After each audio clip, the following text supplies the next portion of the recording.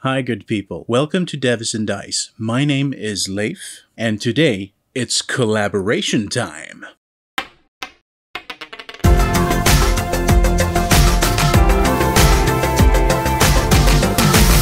The collaboration is a story roulette challenge. The challenge consists of making a diorama with the miniature of our choice. The twist is that we are partnered with a random partner that will make up a story that will need to influence our diorama somehow. Now I got paired up with Nathan from Nate's Minis, a friendly Australian bloke who's a hell of a guy, and a prime example of a mini-tuber. Rest in peace, Steve Irvin. Why don't you do me a favor and check his channel out and send him some love, please?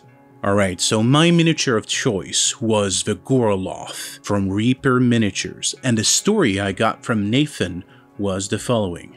We've been out here for months. Surely this monster thing is just a myth. Don't be in such a rush, lad. This is no myth. Well, how do you know that, old man? Because I was there. 'Tis was a night. Not entirely unlike this one, except we had more ships. The ship's crew had hired a few more ships to protect their hull, but that night would be its last night. A blood-red eclipse came over us, and there it was. The beast came out of the depths, ripped apart the lustful raider, and within moments, the boat sank. There was something on the lustful raider that the beast sought. Ever since then, all manners of pirates have been looking to find this monster and the treasures it claimed. But what's its name? Aboleth, the king of the seas. Alright, so that was an awesome story, and I had a whole lot of sort of ideas just bursting in my head. The problem was I had to also figure out what I could do. Then, eventually, inspiration hit me. I remembered one of my favorite films of all time, Jaws.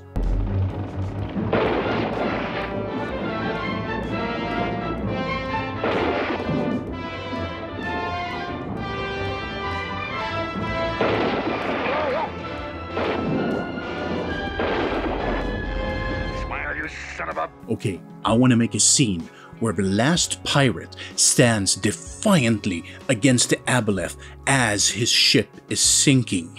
Smile, you son of a bitch. Let's do this. Alright, so this is the Goroloth, and here's the pirate that I thankfully had in my boxes of shame. So as you can see, both of these were metal miniatures, so there was some flash to file off. Once that was done, I simply assembled the Goroloth using superglue. Thankfully, the pirate didn't require any assembly. However, I had to cut off the base, freeing his feet from the base that was included in the mini.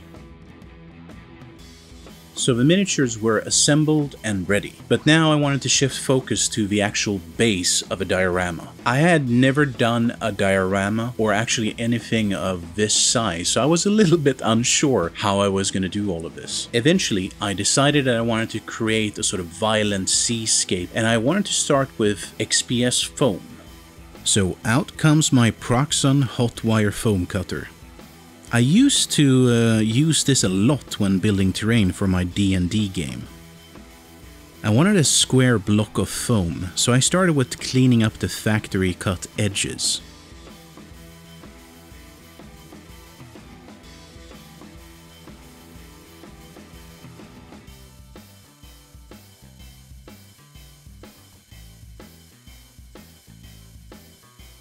Once I had a nice piece of XPS foam, I started cutting crude waves into it using an alpha knife.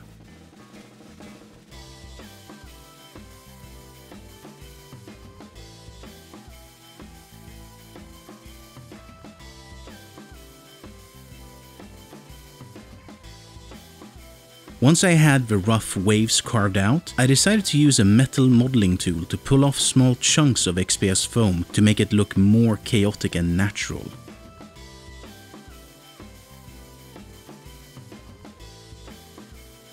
Now that looked quite good, so I continued the process. This was quite a lot of work, and I was really creating a mess at the same time. The small pieces of foam got stuck everywhere, but eventually I had something that looked okay.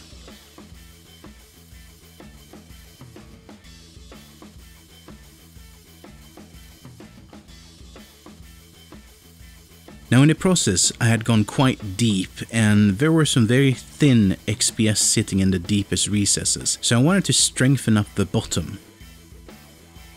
I chose some MDF that I had lying around. I cut it out to an exact square and glued it on using some white glue.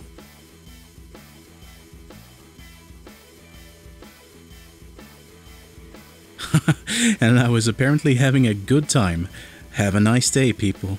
Then, just to make sure that the glue would bond, I added some pressure to the XPS foam by using a microphone stand, which quickly got some additional company.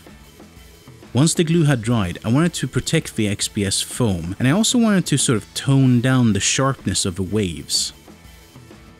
My plan was to tackle this by covering the surface with white glue, some paper, and water, creating almost a papier-mâché solution.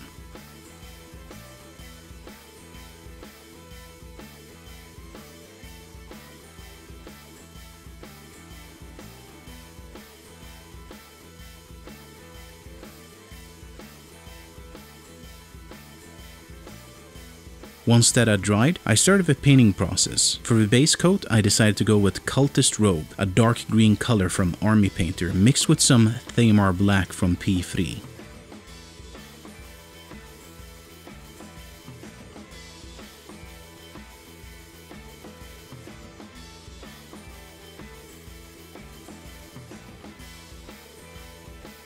After that had dried, I went in with some watered down turquoise color from Vallejo. And once that was dry, I painted on some deep sea blue from Vallejo. Alrighty, I was happy with that as a base coat, but I wanted some more highlights on the waves. I started airbrushing in some Luftwaffe World War II color from Vallejo. Fancy name, but essentially a blue-gray color. Once that was done, I came in with some off-white on the tips of the waves.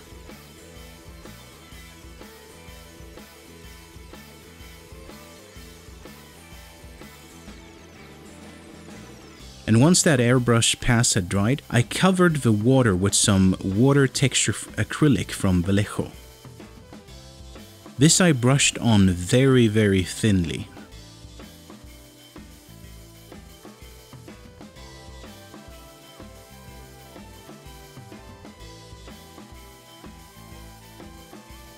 And once that was dry, I came back in with some off-white, but this time I decided to use a piece of foam to sort of stipple it on the very tips of the waves. This was the first time I had used foam in this sense, and it looked, in my opinion, quite amazing. And with 2020 hindsight, I have to say that this technique made the water look better than it did in the end, in my opinion. But stay to the end and we'll see what you think. Now that the ocean base part is sort of cooking, I had to start thinking about the ship. Or, well, what's left of the ship. I decided to go with the broken mast and some sort of timber and whatnot that sort of made up sort of the last bastion of the ship, like a crow's nest. I wonder what I can use to make a crow's nest. Coffee stir sticks, of course. I started creating some wood grooves into the sticks to make them look much more to scale. This is achieved by using any sharpish object and a whole lot of elbow grease. I cut small pieces of the edges as well to make them look less sort of factory made. The mast was weathered in a similar way, but I used a wooden dowel that I had around. I wanted to create a simple structure of sorts, so I took some measurements on the width of the boards and cut out the material from the mast, creating a small groove which the two pieces would rest in. I attached them using superglue.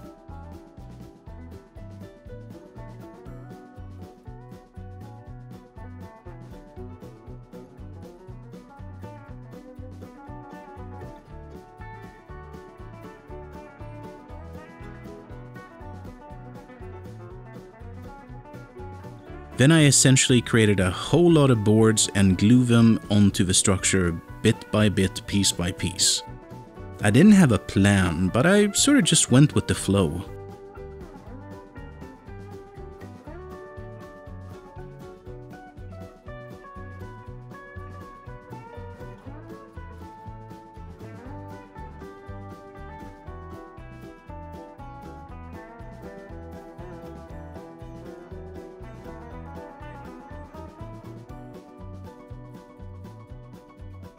And at some point I also started to sort of tear off the sticks at the edges, making them look like they once belonged to some sort of structure and just got ripped apart.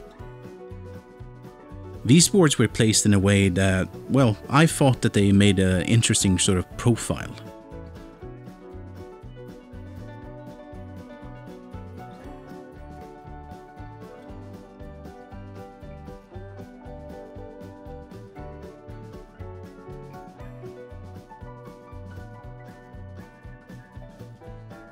Also, dry fitting the pirate just to make sure that I'm on track. Now the mast seemed quite bare, so I cut some skewers down to size. I weathered them in a similar way as the other wood bits before, and I simply drilled a hole straight through the mast. I attached the skewers on each side of the mast using superglue. And when it came to painting, I simply used some cheap acrylic brown paint which I watered down. Then I stippled in another lighter brown color to give it with some chocolate brown color in the end.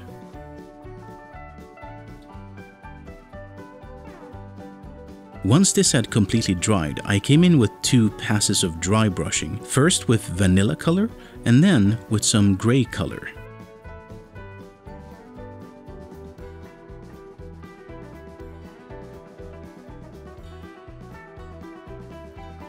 And this is what it looks like. Now onto the sail, or whatever's left of it. This thin paper is actually a string which I unwinded. I scrunched it together 5 or 6 times while applying different layers of paint to make it look, you know, old and dirty. Kind of like one did when making treasure maps as a kid. Now while the sail was drying, I figured I would use some of my homemade terrain wash to finalize the mast. This really makes everything come together. Now as for the sail's attachments, I decided to use some aluminum wire. I just wrapped it around a brush, creating a sort of spring. And then I just cut them into small loops. The sail was all dry, so I rolled it together, put one aluminum hoop onto it and slipped it onto the mast. Easy as that. And then I sort of distressed and destroyed the sail, again making it look like it's been through hell. So when it came to attaching the mast to the water, I just gauged where it should be and at what angle, and then I just cut a hole in the water and I added some white glue and I pretty much just stuck it in there.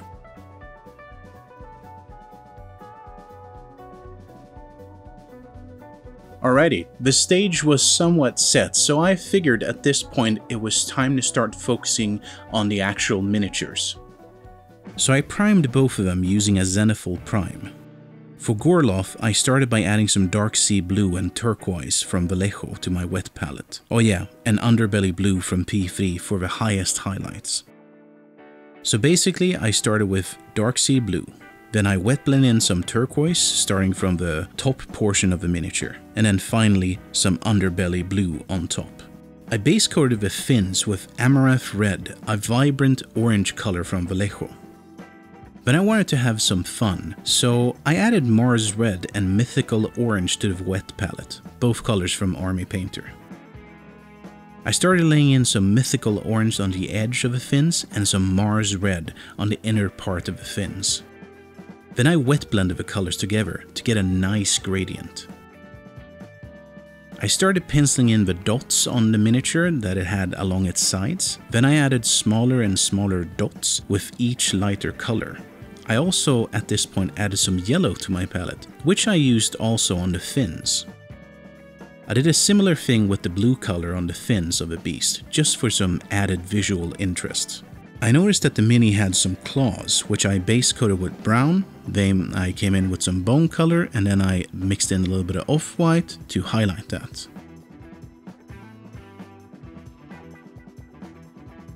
And at this point I called the model done. So over to the good old pirate. Some Bugman's Glow from Citadel as a base coat for the face. Then I came in with some Kislev flesh for the highlights.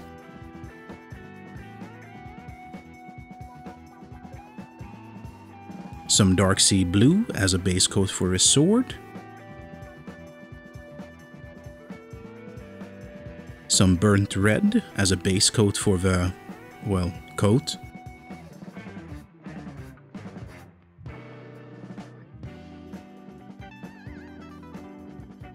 Then I'm just mixing in some pure red for highlights. To contrast the red, I chose to paint the shirt in blue.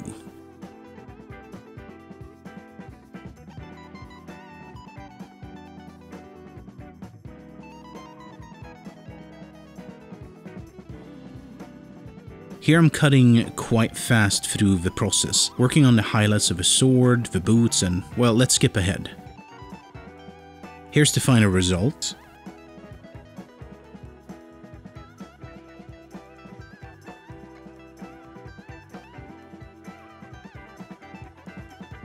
Alright, now it's time to start assembling all of the different pieces and also tie them together so it feels like one cohesive piece. Now my plan was to do this by using different water effects. This was by far the most nerve-wracking part of the process. Okay, time to assemble everything. I did some debris and a Jolly Roger flag that I wanted floating in the water.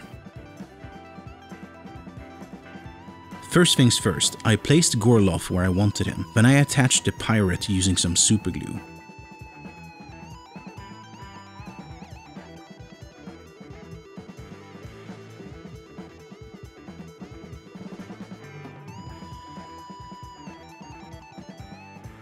Now my plan was to add a bunch of this water texture paste from Vallejo.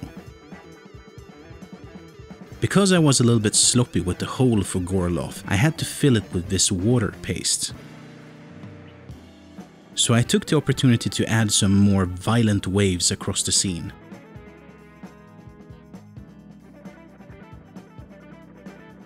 I also added the debris and Jolly Roger into the water.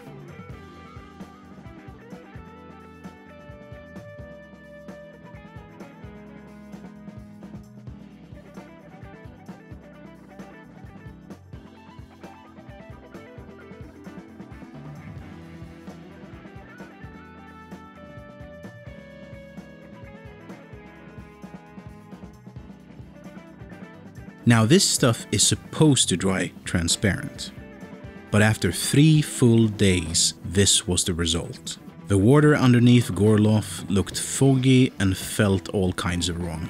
So I came back in with some Dark Sea Blue and some Luftwaffe Blue. Once that had dried, I plan on adding a coat of Vallejo's snow paste.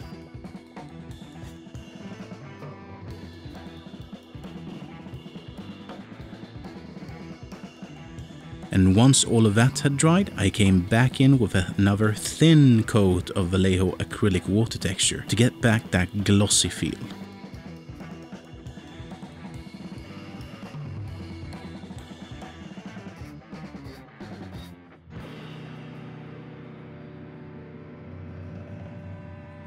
Let's have a look at the final results.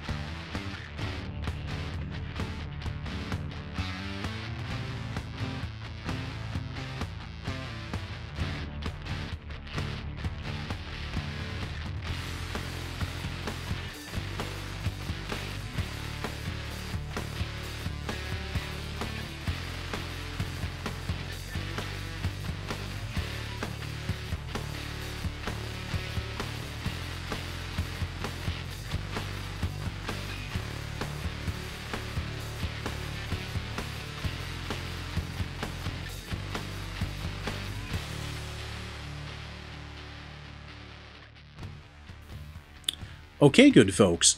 I hope you liked the result. Please, as usual, feel free to put some comments or questions if you have them in the comment section down below. Me myself, I'm okay with the result. It was okay. The most important thing for me was the knowledge that I take away from this process. I know that if I were to redo this today, my choices would be much more informed. But that's what it's all about. You live and you learn, right? Anyways, I want to thank you so much for your time and for watching this video. If you liked it, please feel free to like or hit the subscribe button if you're not a subscriber. Share it to any friends that you think might enjoy it. Everything you can do really helps the channel out. And don't forget to check out the awesomely talented people that participated in this collaboration. Links to all of their YouTube pages are down below. With that, I want to wish you an awesome day. And until next time, toodaloo.